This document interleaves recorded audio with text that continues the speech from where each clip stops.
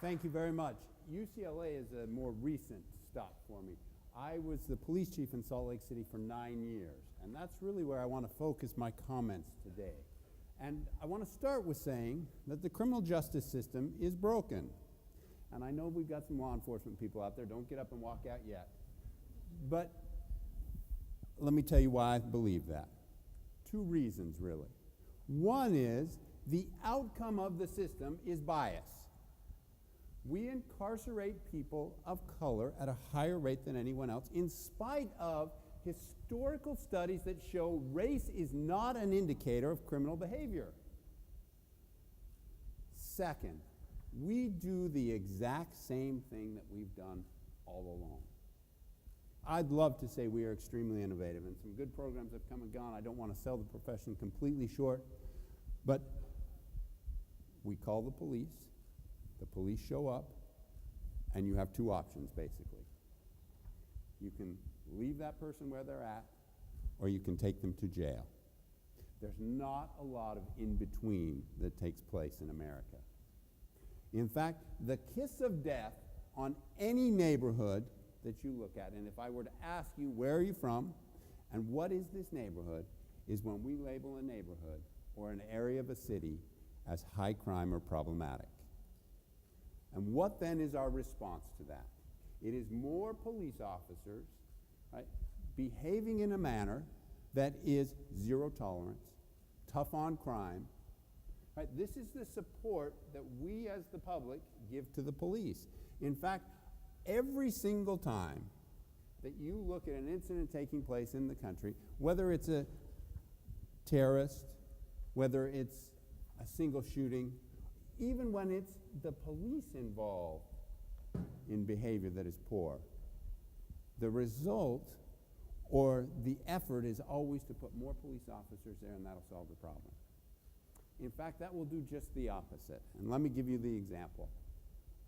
If I were to look at my police officers and say, I want you to enforce the worst law, right, the worst violation in Salt Lake City, that's driving with an unregistered vehicle. I send them out into Salt Lake. Now, I have no intention of interjecting bias into my policy, right? In fact, I'm not even talking race. I'm just saying, go out and enforce license plate violations. Well, the East Bench of Salt Lake City is not going to be significantly impacted. They have the means to register their vehicle. They speak the only language that the state authorizes driver's license handbooks and everything to be published in, and that's English. The people that we impact are the Latino communities in Salt Lake City, the west side of town.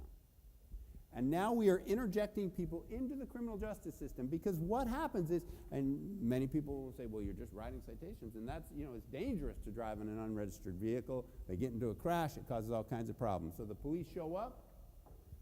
Not only do we write you a citation, but if you're not registered, we take your vehicle away. Now, how is that person supposed to get to work, pick the kids up from school, go to the grocery store, and accomplish just the daily tasks that they need to do? Law enforcement has been less than respectful of those needs in our community. Every single one of us wants to be educated, wants to have health care, to be treated for the drug and alcohol problems that we may encounter, to have the opportunity to work.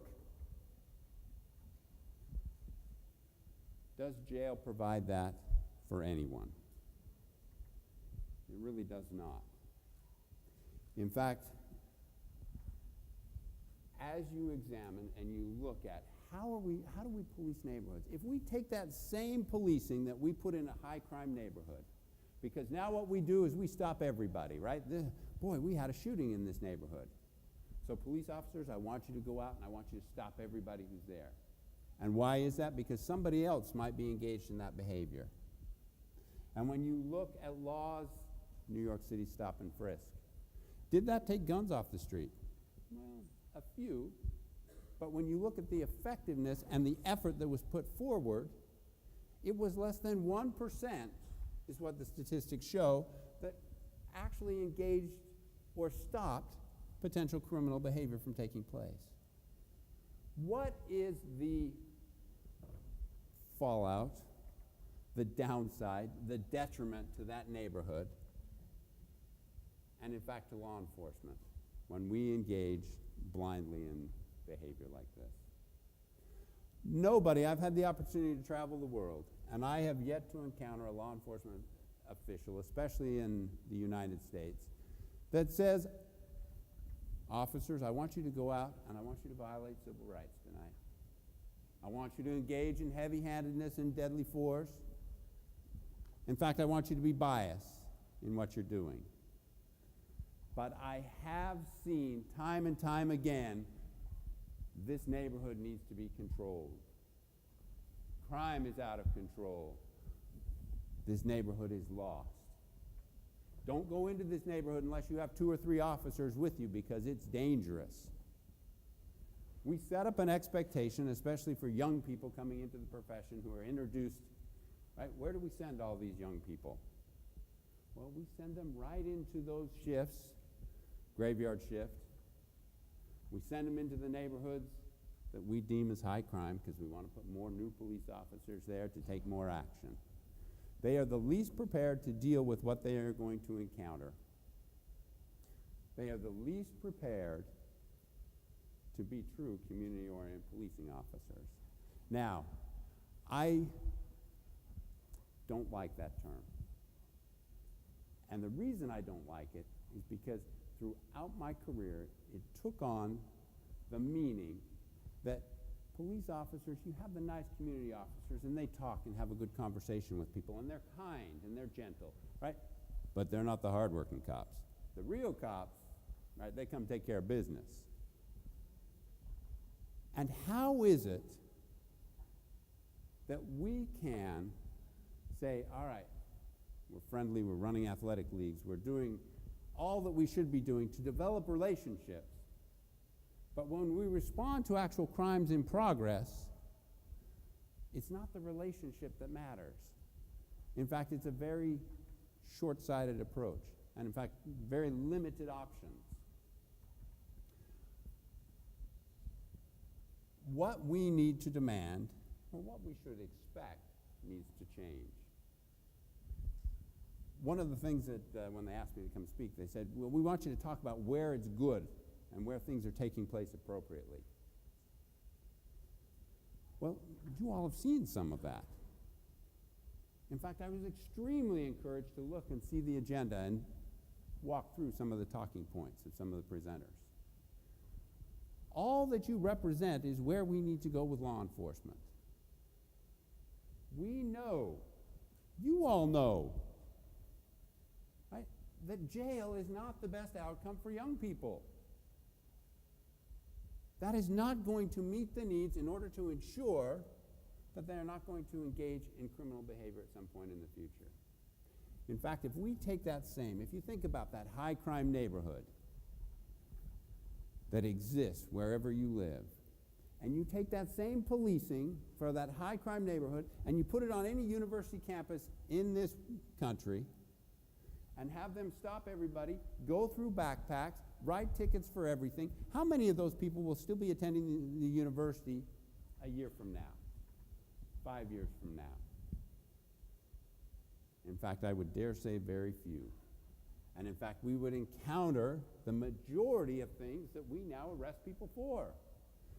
Almost 70% of people incarcerated today are there for misdemeanor crimes. That leads to more violent crime. We are not changing behavior. With recidivism hovering around 70%, 67% last time I checked, we are not changing behavior with the criminal justice system. You all are changing that behavior. We need to now replicate that. Change the expectation for policing. Demand results, right? Now, when I say results, I am talking about statistical information that every single program should undergo, that every single police agency or city in this country should provide. Who did we arrest? What did we arrest them for? What was the force used? What was the outcome of that? And has that person been involved in criminal activity or problems again? That's how we then measure the success of the program. Because all of you, again, I'm very encouraged. People always ask, are we worse? No, we're getting better. We're angry, and we should be. Right? We should not tolerate poor police work. In fact, we should all expect a great deal more. And that is where our focus should always be, because you all have the success. Right? You know what it takes. Now, how do we replicate that? How do we go forward in the future and ensure that law enforcement, as they participate in a very small system, or a very small part of a very large system, that is a holistic approach that takes law enforcement from the lead, especially where it involves juveniles. Thank you very much, and good luck in your conference.